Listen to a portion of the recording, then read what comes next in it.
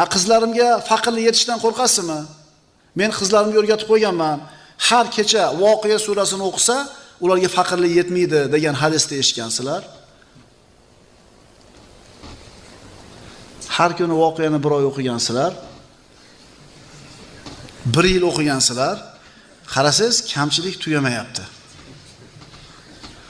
Keyin shu hadis zaifroq shekilli ekan. Cho'tta 1 yil o'qisak ham bo'lmayapti faqirlik. Nima? Siz Alloh taolo sizga hamma dunyodagi g'amlaringizni o'zini zimmasiga olib qo'yishlikni, shu Voqea surasini o'qish qo'yishlik bilanla bo'lib ketadi deb o'yladingizmi?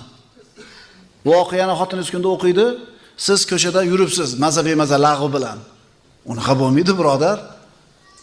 Alloh taolo qalbingizga sakinat, xotirjamlik tushirishini xohlayapsizmi? Bu jonni qiynash kerak. Bu jonni tozalash kerak. Bu jon